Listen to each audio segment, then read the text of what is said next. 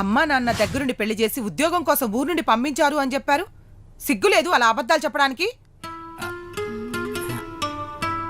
అంటే సిగ్గు లేక కాదండి, వేరే ఆప్షన్ లేక.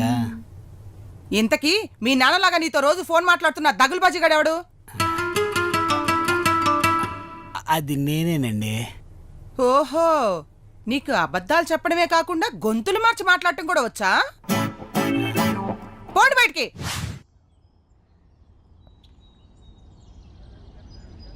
ప్రశాంతంగా ఏ చెరువులోనో దూకేస్తాను ఇంటోళ్ళని బెదిరించి పెళ్లి చేసుకుని అక్కడే ఉండకుండా ఇక్కడికి ఎందుకు వచ్చాను చెప్పు?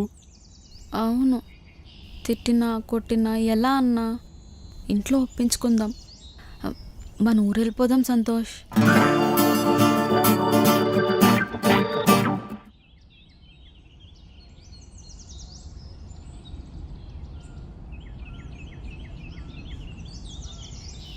అన్నా, ఒక సిగరెట్, ఒక 100 ఉంటే ఇస్తారా? ఫోన్ పోయింది, ఊరేళ్ళగానే ఫోన్పే చేస్తాను. నువ్వన్నా బామర్ది పెట్టి ఊరిలాగా ఫోన్పే చేయడానికి. అలా అక్కడ పార్క్ ఉంది, పేదవాళ్ళందరికి భోజనాలు పెడుతున్నారు, అక్కడికి వెళ్ళి తినిపో.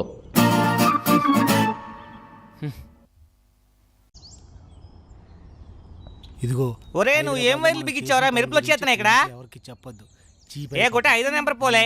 మా ఇంట్లో 4 బానే ఉంది, ఈ 5 మెరుపులు వచ్చేస్తున్నాయి. పెళ్లి చేసుకుందాం. త్వరగా నువ్వు కాలేనా పట్టుకుందాం.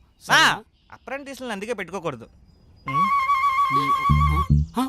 అమ్మో, ఈ అదో కూడా చూసి తప్పించుకున్నారా? అమ్మమ్మ ఇంటికి లేచుకున్న వాళ్ళు తిరిగి వచ్చేస్తున్నారేటి? చెప్తా గీడి సంగతి. ఓ రేషన్ కొట్టు ఓరే. దగ్గరికి వచ్చేస్తుంది, మేనేజ్ చేద్దాం.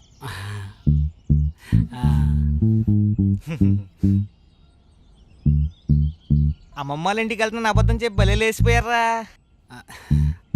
అంటే లేచిపోయిన వాళ్ళు ఎవరైనా లేచిపోతున్నారని చెప్పి లేచిపోతారండి కరెంటు.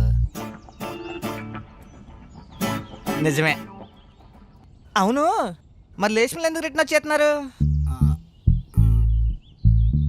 అంటే ఇంట్లో వాళ్ళని ఒప్పించి పెళ్లి చేసుకుందామని వచ్చేసాము.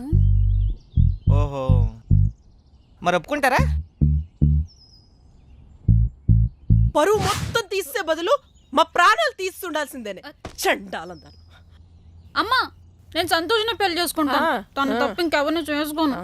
మీరు ఒప్పుకుంటారని నమ్మకంతోనే తిరిగి వచ్చేసాం. బొక్కలో నమ్మకం. పట్టుకెళ్ళిన డబ్బులు ఖర్చు అయిపోయి ఉంటాయి, అడుక్కొని తినడం ఇష్టం లేక ఇంటికి వచ్చావు తిన్నగా. అదేం లేదు నాన్న, సిటీలో మూటలు మోసి డబ్బులు సంపాదించాం. ఓహో, మూటలు మోసే డబ్బులు సంపాదించావా? మరింకే గొప్ప అనుభవమే సంపాదించావు. అలా కాదు నాన్న, శశిని పెళ్లి చేసుకుంటాను నాన్న. అమ్మా అమ్మా ప్లీజ్ అమ్మా, ఒప్పుకోండమ్మా.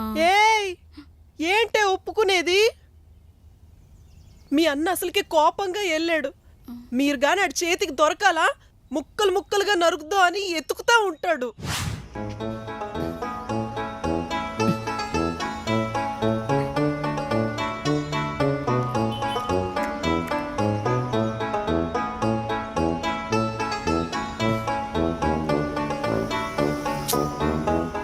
ఊర్లో వ్యాన్లో తిరగాల్సిన ఊరు కానీ ఊర్లో ఒక్కడనే తిరుగుతాను. ప్లీజ్ నాన్న, అర్థం చేసుకున్నా. ఇదిగో ఈ చేతులు కాదు నాన్న, కాళ్ళు అనుకుంటా. నాన్న ప్లీజ్ నాన్న, కావాలని నీ కాలు పట్టుకున్నానా?